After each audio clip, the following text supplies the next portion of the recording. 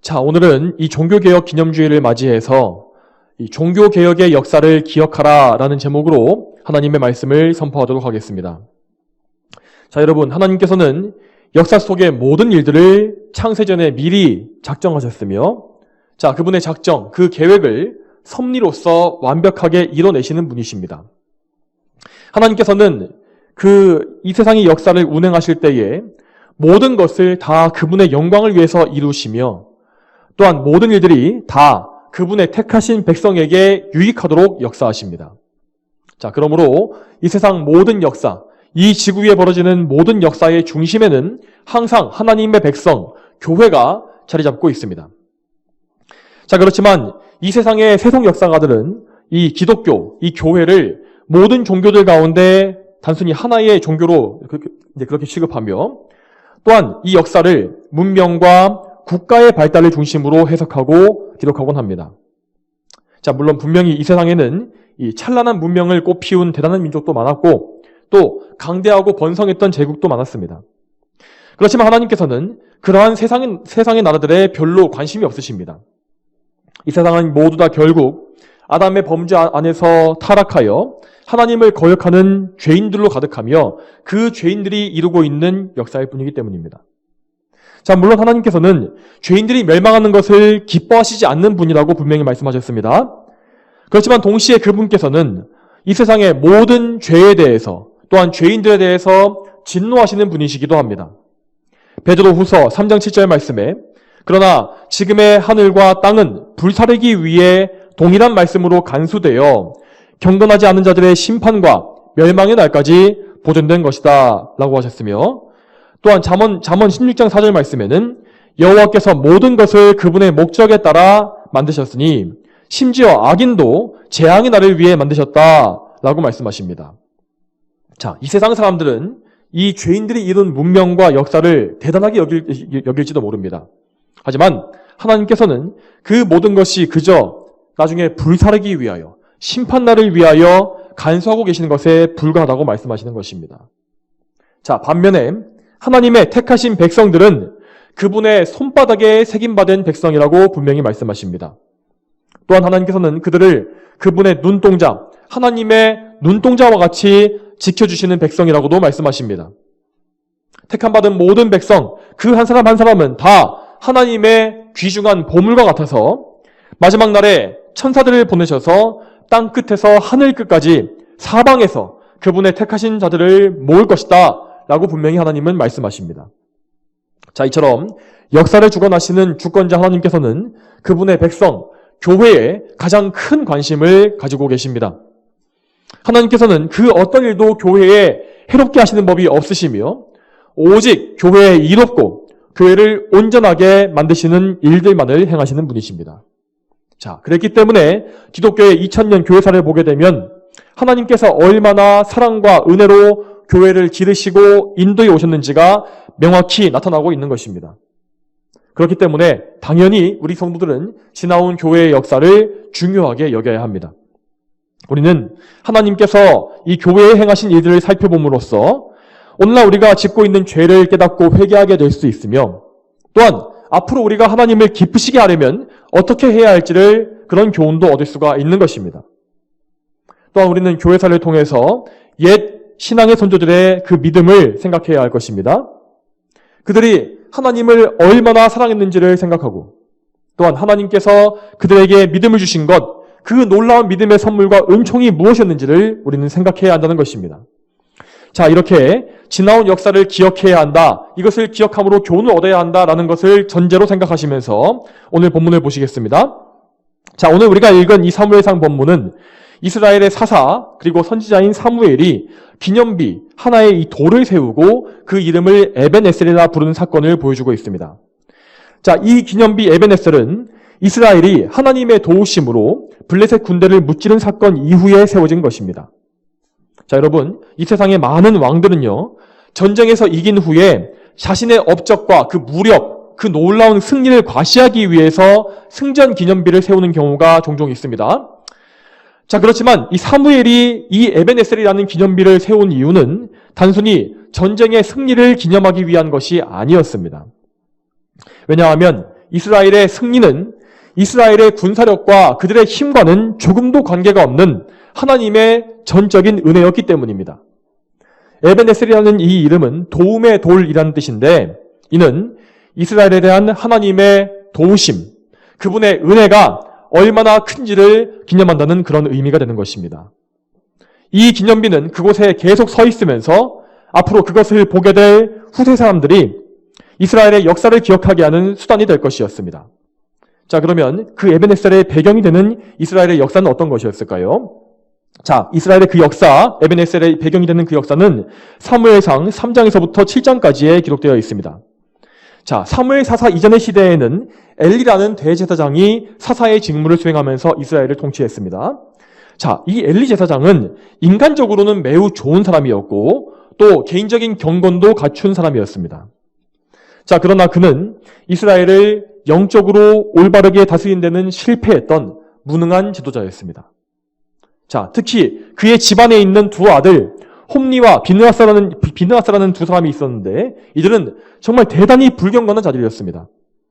그들은 이 제사장의 아들로서 자신이 제사장이라는 그 신분, 그것을 남용해서 하나님께 바칠 거룩한 제물을 도둑질하는 등의 정말 제멋대로 행동을 해서 하나님의 진노를 불러일으켰습니다. 이렇게 지도자들이 하나님을 떠나 있고 하나님을 노하시게 하는 가운데 있으니까 백성들의 상태라고 해서 좋을 수가 없지 않겠습니까? 이스라엘 전체는 다 방탕해서 하나님을 사랑하지 않게 되었고 또한 형식주의적이고 미신적인 신앙으로 하나님을 모욕하고 있었습니다.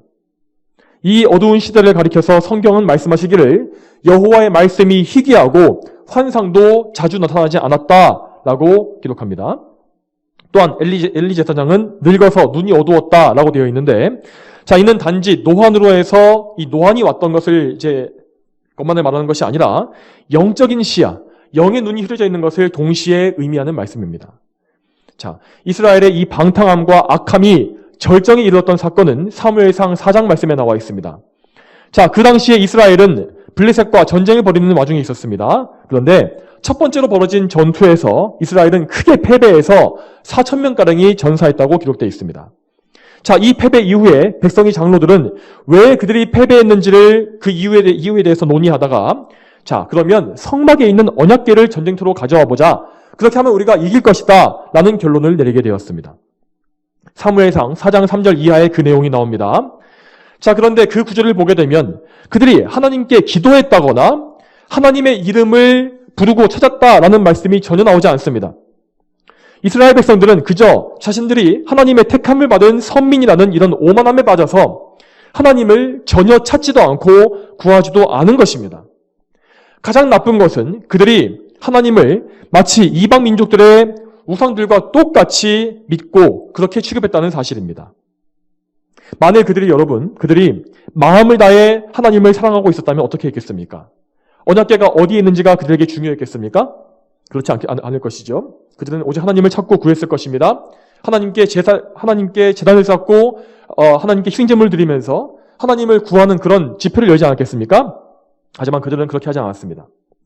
자, 물론 그들 나름대로는 그들의 조상들, 옛적의 출애굽 당시의 조상들이 가나안 땅을 정복할 때에 언약궤를 앞세워서 나갔던 것을 기억했을지 모릅니다.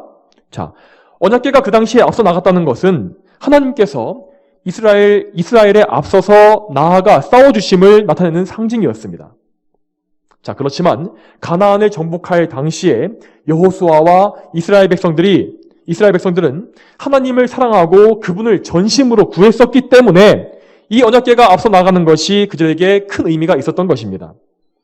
그렇지만 엘리 제사장 당시에 이 이스라엘 백성들은 신앙의 중심, 그 가장 중요한 것은 다 내다버리고 마치 우상을 섬기듯이 언약궤를 취급함으로써 하나님을 진노하시게 했습니다.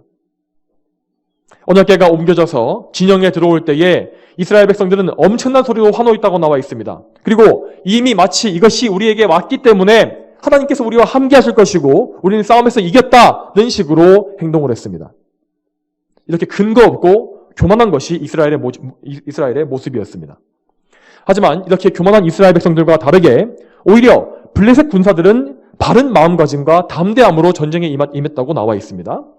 그 결과 이스라엘 백성들은 크게 패배해서 당일에 무려 3만 명이 전사하고 엘리의 두 아들도 죽었으며 언약궤는 블레셋에게 빼앗기고 말았습니다. 그리고 이 끔찍한 소식을 전해들은 엘리 제사장 역시 충격으로 쓰러져서 죽고 말았습니다. 그 결과 엘리의 집은 완전히 붕괴되었고 언약궤가 있었던 거룩한 성읍 실로는 황폐해져서 다시는 예전의 명성을 되찾지 못했습니다. 이처럼 이스라엘은 악하고 어리석었으며 또한 무능력했습니다.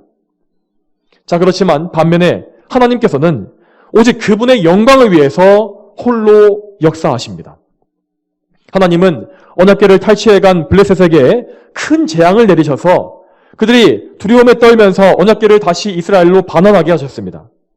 자, 이렇게 하심으로써 이스라엘은 언약궤를 다시 돌려받게 되었는데, 자, 그럼에도 불구하고 그들은 회개하지 않고 계속해서 하나님께 죄를 짓습니다. 자, 언약궤가 돌아왔던 이 장소는 이 당시에 제사장들이 많이 거주했던 마을인 베세메스라는 성읍이었습니다. 그런데 이곳 사람들은 이 하나님을 거룩하게 두려워하기보다는 불경건한 호기심을 가지고 언약궤 안을 들여다보았다가 엄청나게 많은 사람들이 당일에 죽게 되었다고 성경에 또한 나와 있습니다. 그렇지만 이러한 징계에도 불구하고 이 베세메스 사람들은 회개하기는커녕 불신앙적인 두려움, 하나님을 공포스러워하는 그런 두려움에만 사로잡혀서 법궤를 다른 성읍으로 떠넘기고 말았습니다. 그래서 언약궤는 기럇 여아림이라는 곳에 옮겨졌고, 그래서 아비나답이라는 일반 백성의 집, 제사장이 아닌 일반 백성의 집에 옮겨져서 20년 동안 보관되게 됩니다. 자, 여기서 중요한 사실은 언약궤가 원래 있어야 할 장소인 성막, 지성소로 되돌아가지 못했다는 사실입니다. 성막은 그렇게 하나님의 궤가 없는 채로 방치되었고, 당연히 이스라엘 백성들은 그 성막에서 제사나 절기를 지키는 모든 일에 큰 제약을 받게 되었습니다. 모든 영적인 기능이 다 정지된 것입니다. 자, 이러한 영적인 어둠의 상태가 무려 20년이나 지속된 것입니다. 여러분, 이 20년의 시간이라는 것은 하나님께서 교만하고 악한 이스라엘에게 징계로 내리신 기간이었습니다. 그 기간 동안 하나님께서는 은혜를 거두심으로써 이스라엘 백성이 회개하지 아니하고 하나님을 찾는 마음도 없게 그렇게 방치하신 채로 20년의 세월이 흘러가게 하신 것입니다. 여러분, 이런 상황에서 이 백성들의 상태가 어떠했겠습니까? 그들에게 어떤 기쁨이나 소망이 있었겠습니까? 영원한 기쁨과 하나님을 사랑하는 마음이 생겼겠습니까? 전혀 그렇지 못했을 것입니다. 하지만 여러분, 하나님께서는 이스라엘을 버리신 것이 아닙니다. 이 슬픔과 어두움의 시간 동안에 하나님께서는 하나님의 얼굴을 가리심으로써 이스라엘의 교만하고 완악한 마음을 부서뜨리셨으며 마침내는 그들이 겸손히 하나님을 찾게 만드셨습니다. 사무엘상 7장 2절 말씀에 궤가 기럇 여아림에 머문 날로부터 오랜 세월이 지나 20년이 되었으니 이스라엘 온 족속이 여호와를 울며 찾았다라고 되어 있습니다.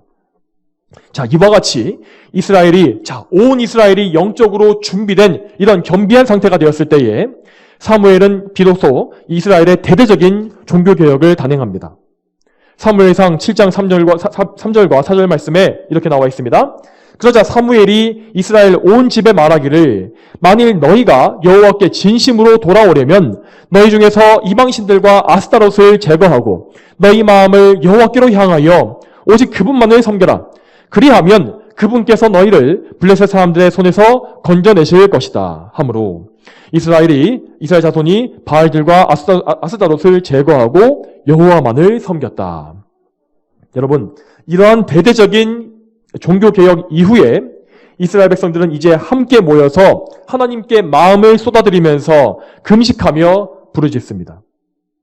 이렇게 하나님께서 친히 허락하신 큰 부흥의 역사가 다시 시작된 것입니다. 자, 그러자 마귀는 이스라엘의 회개와 부흥을 방해하고 막기 위해서 다시금 그의 노예가 된 블레셋의 군대, 그들을 일으켜 세웠습니다. 이스라엘이 미스바에서 대규모의 집회를 가진다는 소식이 들려오자 블레셋 사람들이 그것을 어떤 군사적인 위협으로 느껴서 선제 공격을 하기로 결정한 것입니다. 이스라엘은 그때에 블레셋의 침공에 대해서 속수무책이었고 믿음이 연약해져서 두려워했습니다. 그렇지만 그들은 하나님을 원망하거나 하나님을 떠나서 흩어지지 않았습니다. 그들은 오히려 사무엘에게 가서 기도를 청했고 하나님께서 그들을 구원해 주시기를 간구했습니다.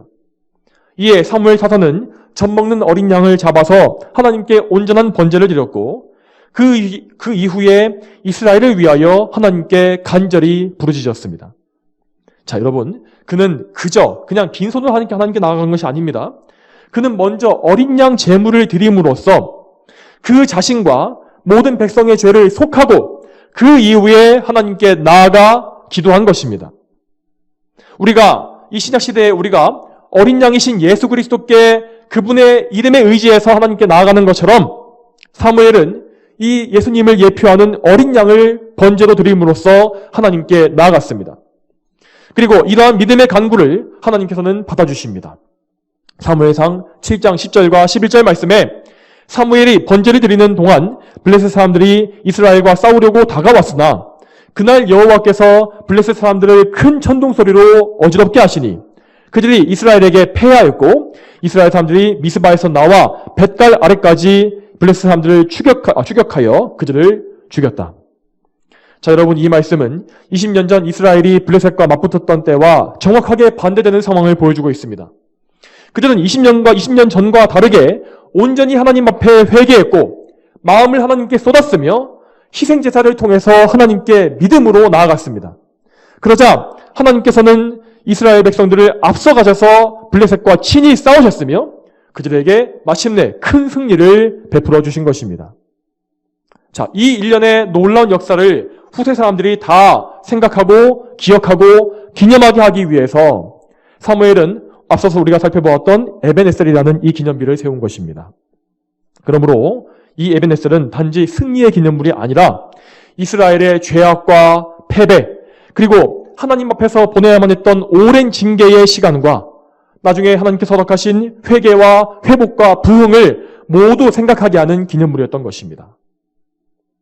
여러분, 이러한 사건 외에도 이 에벤에셀의 사건 외에도 성경 말씀은 우리 하나님의 백성들에게 정말 자주 반복해서 예전의 역사를 기억하여라, 하나님의 일들을 기억하여라 라고 말씀하십니다. 성경에서 기억하여라 라는 단어를 찾아보게 되면 우리는 정말 많은 구절들을 찾아볼 수가 있습니다. 하나님께서 너를 이집트에서 인도하여 내신 것을 기억하여라. 미리암이 모세에게 반역했을 때에 벌어진 일들을 기억하여라. 롯의 아내를 기억하여라. 하나님의 언약을 기억하여라. 사도들의 말을 기억하여라. 등등 옛적에 일어난 역사의 교훈을 돌아보고 올바른 믿음과 행위를 가지라는 이런 말씀은 성경에 너무나도 많습니다. 여러분, 이렇게 우리에게는 기억해야 할 성경 속의 역사와 그런 말씀들이 정말로 많은 것입니다. 그러므로 우리는 충분히 이 성경 말씀, 이 신구약 66권의 말씀을 통해서도 삶의 모든 부분에 적용할 수 있는 교훈을 얻을 수 있으며 올바른 믿음을 가질 수가 있습니다. 성경 자체로 우리에게 충분합니다. 자, 우리가 교회사의 교훈을 기억해야 한다는 것은 결코 이 성경의 말씀을 기억하는 것과 동일한 가치를 가지지는 않습니다.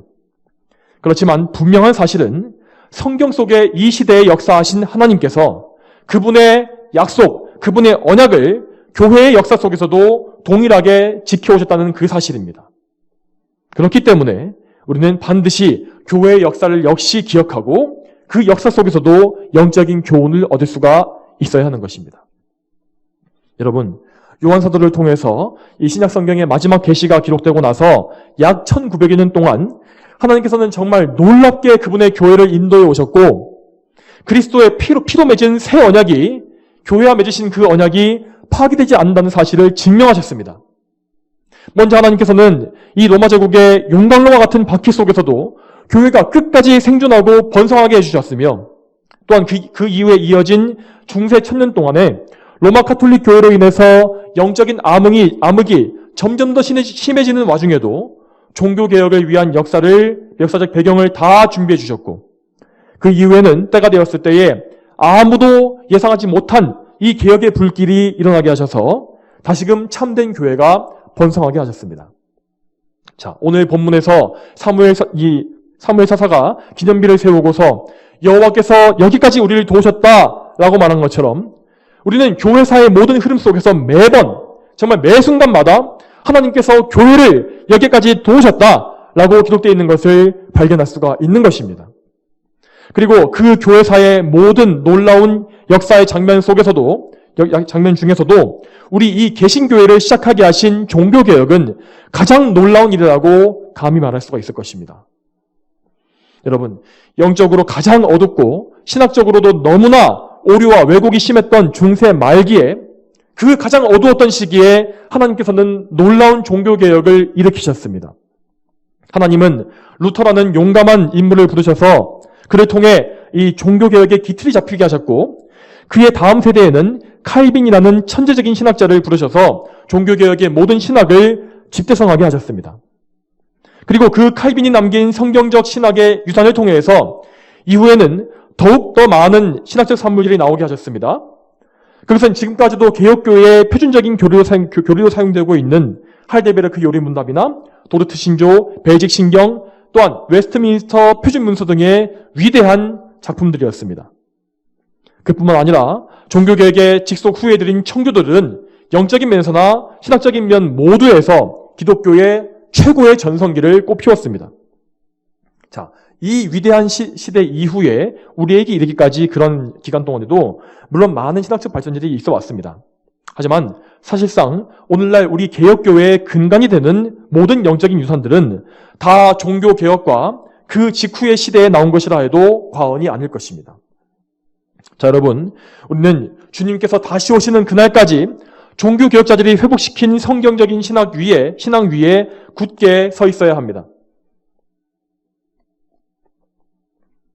이 위대한 종교개혁자들은 중세 천년의 암흑기를 거슬러서 어거스틴과 같은 옛 교부들이 주장한 구원의 교리를 되찾았고, 또한 더 나아가서 사도들과 선지자들이 말했던 성경의 핵심 메시지를 되찾은 것입니다.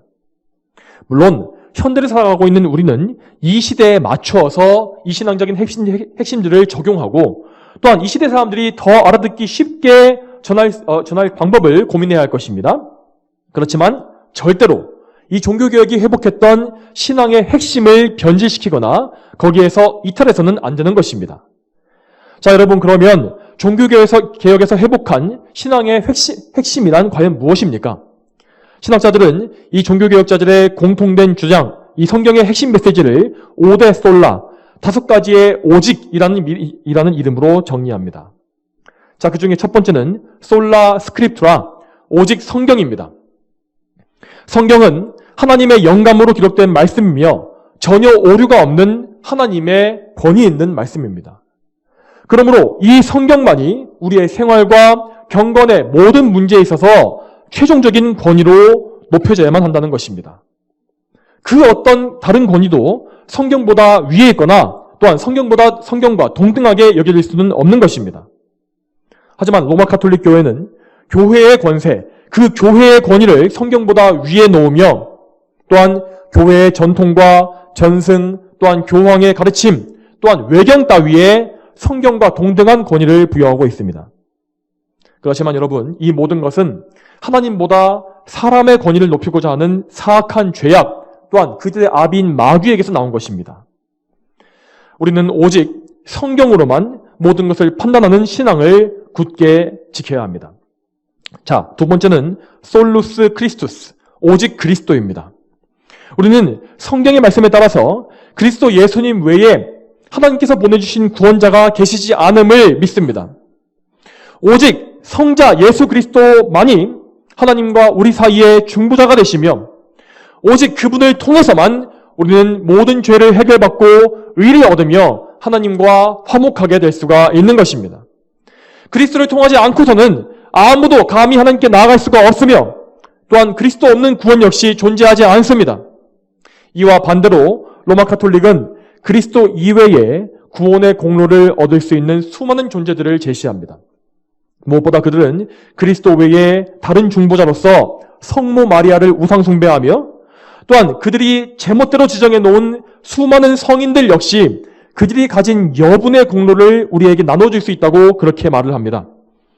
또한 그들은 사제들에게, 신부들에게 죄를 고백하고 그들이 제사를 집례하는 등의 엄청난 권위를 다 부여해 줌으로써 이 사제들이 이 땅에서 예수님을 대신한 예수님의 중보자 사역을 일부 맡아 가지고 있는 그런 역할을 부여하는 것입니다. 종교개혁자들은 그리스도의 영광을 찬탈하려는 이런 로마 가톨릭의 죄악에 대항해서 오직 그리스도의 십자가 공로를 통한 구원, 그분의 보혈을 통한 속죄의 교리를 회복시켜 준 것입니다. 또 이어지는 세 번째는 솔라 그라티아, 오직 은혜이고, 또한 거기에 네 번째 솔라 피데, 오직 믿음이 이어져 있습니다. 자, 여러분, 오직 예수 그리스도를 믿음으로 예수 그리스도께서 다 이루신 구원을 우리는 은혜로 받는 것입니다. 이 종교개혁자 마틴 루터가 수도사 시절에 자신의 죄 문제와 처절하게 싸우고 난 뒤에 찾아낸 진리가 바로 이것이었습니다. 로마서 1장 17절 말씀에 복음에는 하나님의 의가 나타나서 믿음에서 믿음에 이르게 하니 이와 같이 기록되어 있다. 의인은 믿음으로 말미암아 살 것이다. 이 믿음이라는 것은 그 믿음이라는 것 자체에 어떤 공로나 의의가 있는 것이 절대 아닙니다. 구원은 믿음의 보상으로 주어지는 것이 아니라 믿음이라는 통로, 수단을 통하여서 하나님께로부터 주어지는 은혜의 선물인 것입니다. 다시 말하자면 하나님께서는 우리에게 그리스도 예수님을 선물로 주셨으며, 또한 우리에게 예수님을 믿는 믿음을 선물로 주셨고, 또한 선물로 주신 그 믿음을 통하여 오직 은혜로서 모든 구원의 놀라운 은총을 허락해 주신 것입니다.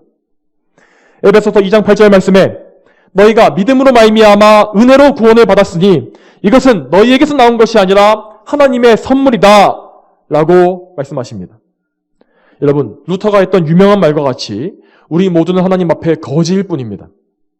우리 모두는 다 죄인이며 아무 공로나 의의가 없는 빈털털이 거지와 같아서 그저 빈손으로 그리스도께 나아가야 하는 것입니다. 여러분, 그렇지만 여러분, 우리가 빈손이라고 하여서 아무 걱정할 필요가 없습니다. 왜냐하면 그리스도 안에 우리의 필요한 모든 것이 다 있기 때문입니다. 또한 여러분, 그리스도께 나아갈 수 있는 이 믿음 역시 하나님께서 우리에게 선물로 주신 것이기 때문에 우리는 그저 모든 것이 다 하나님의 거둬주시는 은혜로 말미암은 것임을 믿을 수가 있습니다. 여러분, 반면에 로마 가톨릭은 어떤 것을 믿습니까? 여러분, 그들은 구원받은 자에게 하나님의 의의가 주입된다고 믿습니다.